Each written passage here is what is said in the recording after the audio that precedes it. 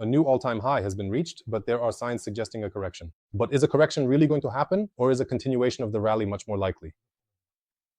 Let's get started.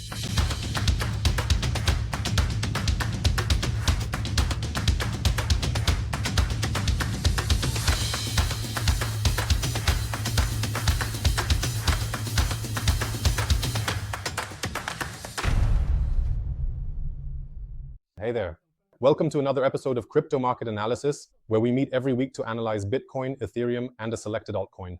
We meet up, and as you already know, we take a look at the charts from 3 different perspectives: technical, on-chain, and fire charts. And as a result, you simply won't find such condensed analytical knowledge as we provide here anywhere else on the internet.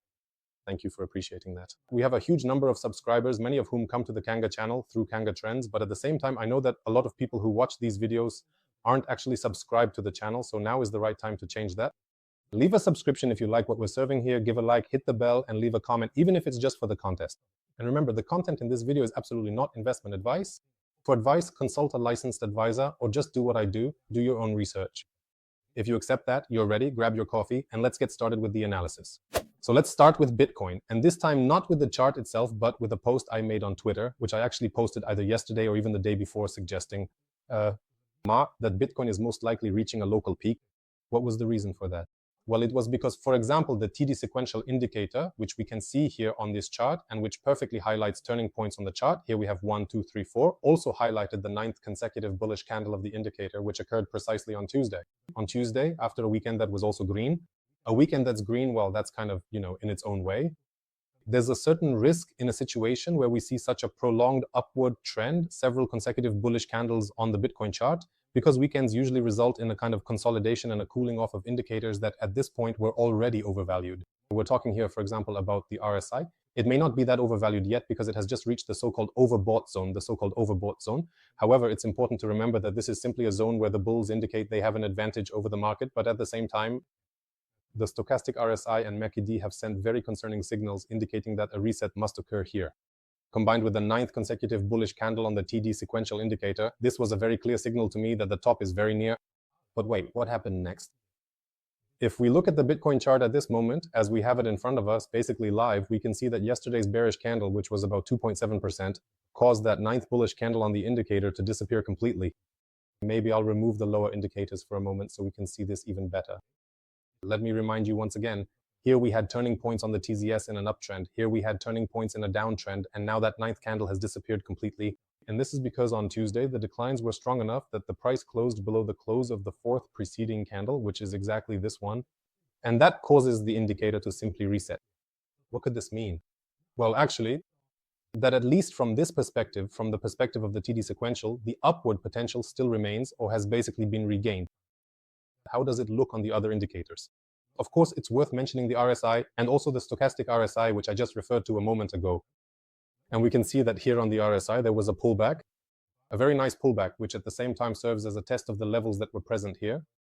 And we can see that a rebound might occur here. The stochastic RSI, which was really already at borderline values, is also resetting very nicely. It doesn't have to drop all the way down to very low levels. As we can see, for example, historically, let's check a point like this one here. In such upward trends, it can stay quite high for a long time, but still from time to time, it needs to reset like this. And right now, such a reset has occurred and the growth potential is emerging. It is a very real growth potential. However, it's worth paying attention to what will happen if Bitcoin fails to maintain this upward trend that is currently ongoing. Personally, I see my buying points around $118,000, and that's because we have a local peak here that, at least in this trend, hasn't yet been tested from above. So buying here is definitely justified, but it's also worth remembering that right now, Bitcoin is bouncing off values that are significant and quite interesting for purchases because this is the consolidation zone that took place here. We are basically, if you now look to the left of my cursor, it's placed right at the wicks of yesterday's candle, essentially, and we can see that these wicks basically line up with the wicks that were drawn out here. So these are buying zones. This is the testing of those buying zones. And there's a chance that Bitcoin will bounce from this level. So how high can Bitcoin break out from the level it's currently at if a breakout even happens here at all? Well, in this case, it's worth taking a look at fire charts, which is an overview of the order books of the largest cryptocurrency exchanges in the world. Let me remind you once again that the blue line on this chart represents the price of Bitcoin, while the horizontal lines we see here represent buy volumes if they are below our blue line and sell volumes if they are above. The brighter they are, the stronger they are, and in this way, It's worth noting what is happening primarily above the current price. And we can see that around $123,000, there is quite a wide sell cluster here, about $37 million in Bitcoin waiting to be dumped onto the market. But most likely, these are sell orders that have been moved down from higher levels. Why? Because here yesterday in the late afternoon, basically on Tuesday in the late afternoon, I observed that these sell orders, in the space between the current price and the $130,000 level, not including the $130,000 level itself, we saw that the sell volumes were around $165 million in Bitcoin, so really a lot. And at the same time, now we see that these volumes are decreasing. Now, I'll slowly move the cursor from the bottom to the top so you can see what these volumes are, and we can see that every few dozen dollars, their value changes, and we see that at their highest point, they reach a little over $20 million in Bitcoin. If we sum it up, it's already clear to the naked eye that these values are lower than the ones we observed yesterday. Besides that, the next resistance is already at the level of $130,000, and it amounts to nearly over $59 million in Bitcoin again. Additionally, the first sell orders are already appearing around the $135,000 mark, and they also have very strong volumes because in total, as of yesterday, it was about $50 million. And I see that these values are still holding steady. 135 and just above, up to $135.8 thousand per Bitcoin. We have $50 million in Bitcoin precisely to dump it. As for buy orders, well, looking below the current price, unfortunately, we see somewhat darker clusters. What could this mean? Well, that at least at the current moment, there are a bit fewer buy orders being placed in the order books, but at the same time, the price, as we can see, is rising in the long term, which may indicate that Bitcoin is simply being bought at market price. But at the same time, I see some bright spots here that have appeared in the last 24 hours or so. Around the $120,000 mark, where the buying volumes have increased a bit, there are about $11 million worth. And below that, we don't see any significant volumes anymore. Only around the $115,000 level do we see $12 million. These are waiting there to buy Bitcoin in case of any potential turbulence. So based on fire charts, I can see that Bitcoin is showing a willingness to break out. It's also important to remember that such sell orders are often fake and tend to be pulled. This means that when the price approaches them, very often they are simply removed, and at that moment, Bitcoin can break out much higher. So I would be cautious about what we currently see on fire charts, while also remembering that demand is still present. And technically, $118,000, it really does look very legitimate for potential turbulence and a rebound precisely in this area. Let's pay attention to CBD. Who is buying here? Well, first and foremost, the brown line, meaning the whales, who currently, in the last 24 hours, are on a slight downward trajectory, but at the same time, it's worth noting that they still dominate this market and are buying very strongly. This is also reflected by the ETFs, which we will get to in a moment. And besides that, very distinct movements can also be seen among the purple wallets. When the brown ones weaken, the purple ones, which are the second largest, meaning those holding between $100,000 and $1 million in their balance, are currently in an upward trend and are buying Bitcoin. As for the remaining wallets, the red ones are also showing some initiative here, relatively small, but it's worth mentioning. These are wallets holding between $10,000 and $100,000, and they are also buying at this moment. The rest remain on the sidelines. That is also the retail investors, our orange line, which, as we can see, is currently still in a long-term downward trajectory. Before we move on to Ethereum, first a thank you and then an invitation. Thank you for all the votes cast for me in the Invest Cuffs poll. Thank you very much. The results of this contest will be announced this coming Thursday. I will definitely let you know what the final verdict is. And in addition, an invitation for this coming Saturday, October 11th, to Roswa for the Cryptosphere conference organized by Jolanta Mansfeld. By Silver Star. Kanga will be there, and I will be on stage as well. At 6:40 p.m., I will be giving a talk about whether we are witnessing the end of the loss or actually a super cycle. And attention, in this talk, I will rely solely and exclusively on hard data, so there won't be any theories here. We will base everything only and exclusively on what the charts show and what we can expect. My talk is at 6:40 p.m., but at this conference, you'll also see Sławek Zawadzki and Lukasz Jeligowski, who will both give individual presentations as well as both participate in debates.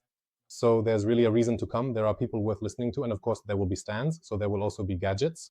Be sure to drop by, and let's give each other a high five. So Ethereum on the technical chart. We'll start with the indicators to clear up the chart and move on to what's actually happening with the price itself. Let's note that on the stochastic RSI at the bottom, we also had an overvaluation and now a reset, which is happening exactly in line with what Bitcoin was doing. Besides that, the RSI we see here has also shot up quite high at this moment. Not as high as Bitcoin, but we can see that it's resetting very nicely, testing maybe not exactly at 50, but it's above 50. So this is a very good point for the RSI to bounce and soar higher. And what about the price action itself? We can see that we had a head and shoulders pattern here. We saw declines, and in the case of a head and shoulders, these declines should have reached the 3,600 level, but they did not. They only reached around 3,800. As we can see, there was a rebound, and since this rebound broke through our neckline, it is basically a legitimate bounce, which could mean that this pattern simply will not be fully completed. This is an extremely rare case because the effectiveness of the head and shoulders pattern is close to 90%, and usually the targets are reached. In this case, that's not happening, and for me, that's very good news, and probably for you as well, because it means that the demand for Ethereum is so strong that these targets simply aren't realistic. We can see that in this case, Ethereum has broken nicely above the 50-day moving average, which is our red line, and is currently testing it from above. If this test is successful, and there are many indications that it will be, then we will be looking at an attempt to attack the all-time high. I would also add that here, the TD sequential indicator also lit up the 9th bullish candle for us yesterday, and similarly to what happened with Bitcoin, it was also reset. So everything suggests that Ethereum wants to attack the resistance, which is around $5,000. $5,000, as we know, would already be the all-time high. So here there is room for growth appearing. It looks very impressive, and in my opinion, these levels will really be challenged very soon. And of course, Ether on fire charts, here we see 4,400 as a kind of support level in case of any turbulence, where in fact, if Ether were to pull back right now, demand would basically be found at this value in this area. Let's also check if this value coincides with the 50-day moving average. And as we can see, it does. Right here at the 50, the appetite for buying increases. And while we're on the topic of buying, let's check exactly who is buying. Here we see a very diverse set of lines because, for example, we can see the whales, our brown line, which were active for quite a few days, up until yesterday, and since yesterday, they are basically on a downward trajectory. Apart from that, we can see that the other wallets are buying. The buyers also included retail investors, represented by our orange line, who have really only lost interest in Ethereum in the last few hours. However, I suspect that if this line here holds, since it's a long-term line, I expect that the interest will return soon. A very similar situation may occur with whales, so I suspect that the bottom is somewhere around here, and they too could rebound. However, let's talk about the facts. The fact is that, at the moment, at the time we're recording this material, whales are not interested in the market. Will that change? I will definitely keep you updated. It's time for an altcoin, and today it's Chainlink. Chainlink, which has basically been on a downward trajectory for quite some time now. It lit up the 9th consecutive red candle on the TD sequential indicator around the 100-day moving average and bounced, then soared up to the vicinity of the 50-day moving average, from which it bounced back again. It bounced basically yesterday, and since then we've seen a decline of about 6 to 7% since yesterday. Structurally, it's worth noting that Chainlink's rebound happened in a very justified spot. Basically, it happened in the area I mentioned could be likely, that is, around the peak at $20. Yes, I know, I went long a bit higher, which turned out to be a mistake. Nevertheless, I kept mentioning that good buying opportunities for Chainlink could appear around 20. And as we can see, the upward movement actually took place here. The 50-period moving average currently acts as resistance. On the RSI, we also see that 50, which is our midpoint, the battle between bulls and bears is still ongoing. We don't really know exactly where Chainlink stands, so basically it's worth approaching it gently and cautiously. Personally, I set my buy orders around the 100-period moving average. And basically, I won't be selling around 50 because I see that the upward trend currently happening in the cryptocurrency market could cause Chainlink to break above 50 and soar a bit higher. In my opinion, this is highly probable. It's not certain, but holding Chainlink from its current levels or even lower through the 50-day moving average definitely makes sense, and I see potential here for the price to actually break out. And Link looks quite interesting on fire charts, completely different from what we see with Bitcoin or Ethereum. We can see, for example, resistance levels around the $25 mark. Let's check once again if this isn't, by any chance, the 50-day moving average. It's slightly above the 50-day moving average, even above the local highs of those wicks that were pulled up here, so there is an appetite to break out, at least theoretically. Other than that, we don't see any major resistance levels, maybe around 24.5, but that's nothing significant. The price action is taking place within a very narrow range. As for support levels, they are spread out quite widely from the current price, which is around $22 down to $21. If we take a closer look here, we can see quite a few of these clusters. It's not just a single cluster. It's not one cluster defending a specific price or a specific value. Instead, there are a whole lot of these smaller clusters, which means that in the event of a potential drop, Chainlink could stop at any possible point along the way, at least down to just below $21. Next, further support levels are forming around the $20 mark, and while the volumes here aren't particularly large, it's still worth noting them. It's about $430,000. Who is currently buying Chainlink? And unfortunately, the answer is no one. As we can see on fire charts, the downward trajectory on all lines is quite strong. No one is interested in Chainlink. This interest among retail investors was still quite strong up until yesterday, but now perhaps they've simply been scared off by the turbulence that occurred yesterday in Bitcoin and, as we know, also in altcoins, and they're not entering the market. Maybe the situation will change in the coming hours, but this is how things look at the moment, just as we can see right now. And if you'd like me to analyze your altcoin, remember it's a very simple thing to do. All you need to do is register on Kanga. The registration link is in the description of this video. Browse the cryptocurrencies we have and choose the one that interests you the most. Just remember 3 basic rules. First, it has to be a crypto from Kanga. Second, it can't be KMG. And third, it can't be any kind of Bitcoin. So you know what to do. Let me know in the comments which crypto you'd like to see analyzed next. Autumn is favorable for Bitcoin, and we can see this through the spot Bitcoin ETF in the United States. Let's take a look at what's happening here. Since the beginning of last week, the buying volumes have been extremely strong. These are buying volumes that, in total, actually exceed the values we saw in such short periods, in the same time intervals, before the summer holidays, when we were amazed by what was happening on the market. Moreover, it's worth noting that Monday's volumes are the second highest ever in the history of spot ETFs in the USA. And they basically are surpassed only by the result that occurred on November 7th, 2024. So the demand here is really very strong and the market looks healthy. Time for on-chain analysis. Today I've prepared 4 indicators for you. The first of them, or at least the first 2, will be indicators of critical deviations for the price of Bitcoin, meaning we'll check whether Bitcoin, currently reaching its ATH, might be approaching the peak of its bull run. The first indicator we're going to look at is NUPL, net unrealized profit and loss, which is an indicator that has repeatedly proven its value, showing us that every time it reached a value of 0.85, give or take 0.01, it marked the top of a bull market or at least a very significant local peak. And currently, as we can see in the ongoing bull market, this indicator has not reached such a value. In the current bull market, it's also worth noting that for this indicator, the critical values are around 0.64, while at this moment, as we record this material, it is oscillating around 0.56. The growth potential still remains very, very strong. Another critical deviation indicator that I personally like a lot is the MVRV superposition indicator after halving, which is the post-halving superposition indicator for Bitcoin. Here, based on the legend we've referenced, we showed how Bitcoin behaved in each post-halving cycle, and using the knowledge we've gained here, we've already managed to diagnose in Kanga trends that most likely, in the current cycle, Bitcoin is aiming to reach a value of 3 on this indicator. Meanwhile, the red line represents the current cycle, and we can see that at this moment, again, as we record this material, this value is oscillating around 2.29, so the growth potential here also remains very, very significant. As I mentioned earlier, I will be talking about indicators, both those that are critical and whether Bitcoin is in a supercycle, based solely on hard data, essentially in Roswell, during the Cryptosphere conference, which is already taking place this coming Saturday. So once again, I encourage you to take part in it, and in the meantime, let's move on to the next indicators.